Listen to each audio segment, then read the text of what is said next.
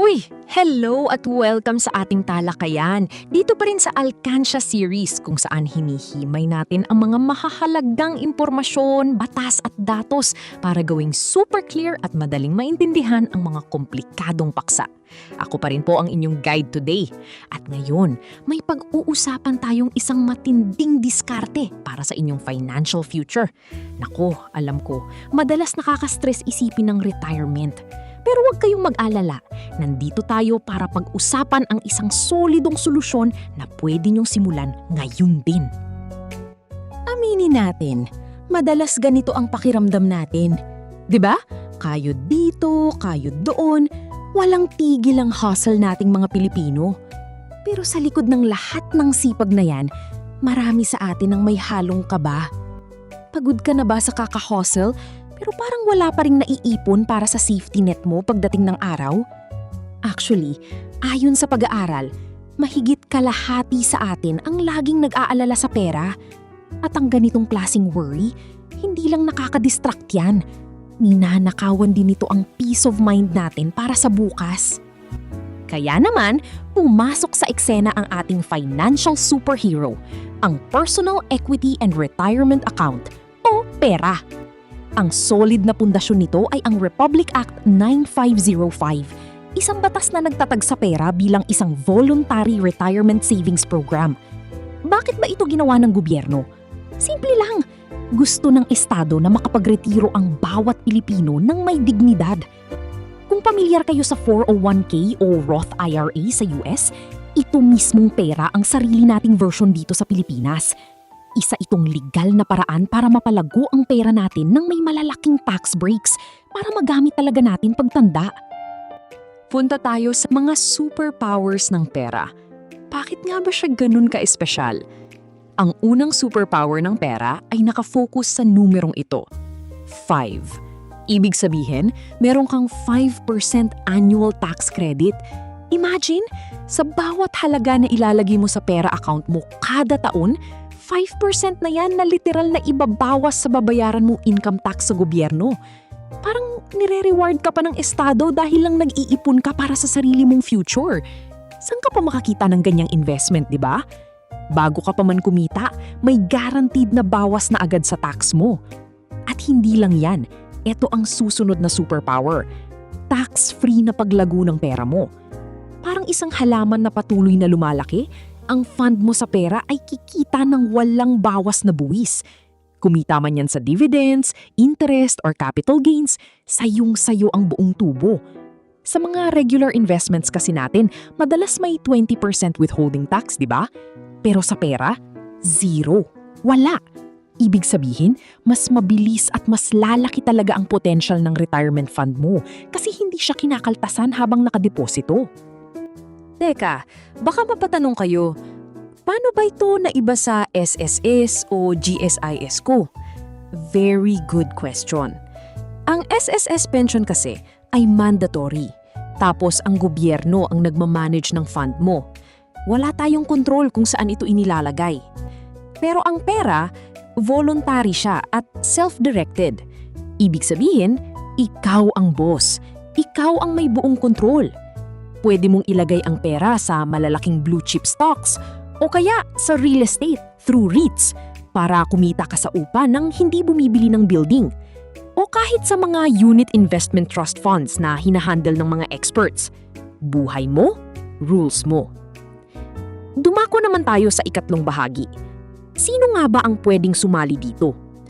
Ang pinakamagandang balita dito, sobrang accessible ng pera.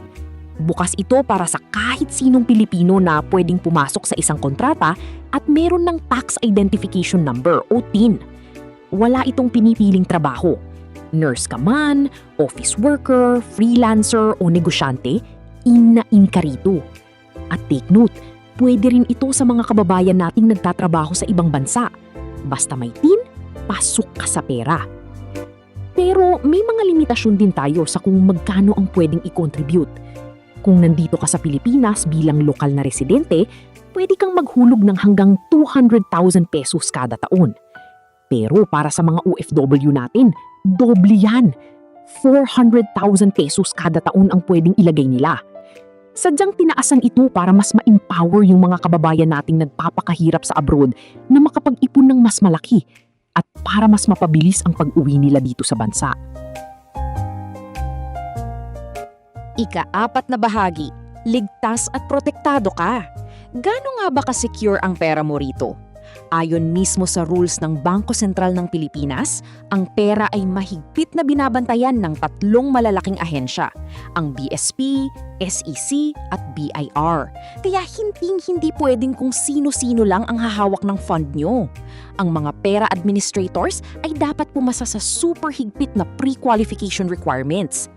Tanging mga accredited banks tulad ng BDO at BPI o mga kilalang digital platforms gaya ng Atram at Dragonfly lang ang pwedeng mag-manage nito. Kampante ka na nasa kamay ng mga eksperto ang pera mo. Bukod sa strict regulations, ito yung mind-blowing na safety feature ng pera. Mayroon siyang absolute bankruptcy protection. Ano ibig sabihin nun? Protektado ang fund mo laban sa anumang utang o pagkalugi. Halimbawa, magkaroon man ng matinding problema sa negosyo, ang pera mo sa pera ay hindi pwedeng i-garnish ng kahit sinong inutangan mo. Plus, exempt pa ito sa estate tax. Kaya sigurado kang buong-buo may papasayan sa pamilya mo. Para siyang ultimate force field para sa future ng mga mahal mo sa buhay. Pang-5 bahagi, mga panuntunan sa pag-withdraw. Kailan at paano mo makukuha ang pera? Para makuha mo ng buo at tax-free ang pera fund mo, may twin rules na dapat ma-meet. Number 1, kailangan nag-contribute ka ng hindi bababa sa 5 taon. At number 2, kailangan ay umabot ka na sa edad na 55. Kapag na-hit mo na ang dalawang yan, at least 5 years contribution at age 55, pwede mo nang i-withdraw yung pera mo nang walang kahit anong tax penalty. Gusto mo man siyang kunin in lump sum o gawing buwanang pensyon? Pwede. Ito na yung matamis na premyo ng disiplina mo. Pero teka, baka itanong nyo, paano kung may biglang emergency at hindi pa ako 55? Don't panic dahil may safety valve ang batas para dyan.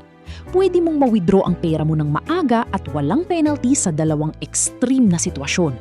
Una, kung na-ospital ka ng higit 30 araw dahil sa sakit o aksidente. At pangalawa, kung magkaroon ka ng permanent total disability. Nakadesign man ang pera para sa retirement, handa pa rin itong sumagip sa mga totoong emergency. At ang huling bahagi, simulan na ang diskarte. Oras na para umaksyon. Gusto ko lang linawin, hindi nandito ang pera para palitan ng SSS o GSIS ninyo. Ang pera ay ang pinakamagandang dagdag na safety net. Booster siya. Ipo-provide ng SSS ang mga basic needs mo. Pero kung gusto mo talaga ng komportabling buhay at makabuo ng generational wealth na mamanahin ng mga anak mo, kailangan mo ng pera. Ito yung sikreto para ma-level up ang retirement plan mo. Gusto kong i-share ang quote na ito sa inyo. Ang gobyerno mismo ang nagbibigay ng high five sa bawat pag-iipon mo. Isipin nyo, di ba? Sa dami ng binabayaran nating tax, ito lang yung rare chance kung saan ang gobyerno pa mismo ang pumapalakpak at nag-i-incentivize sa magagandang financial decisions natin. Binibigyan kanila ng tax credits at tax-free growth dahil gusto talaga nilang magtagumpay ka. Sayang naman kung papalampasin natin ang legal na benepisyong ito. At the best part, napakadali nang mag-start ngayon. Pwede kang mag-inquire sa bangko mo o gumamit ng mga BSP-accredited digital app sa phone mo. Kaya bago tayo mag-wrap up, iiwan ko sa inyo ang katanungang ito. Ngayong alam mo na ang superpowers ng pera, handa ka na bang tuluyang i-secure ang future mo? O hahayaan mo na lang bang lumipas ang panahon ng walang solid o backup plan? Kayo ang bahalang mag-decide. Hanggang sa susunod na paghimay natin ng mga issue, maraming salamat sa pagsama sa Alcansya Series. Lagi nating tandaan, ang magiging bukas, ngayon pa lang pinaghahandaan na.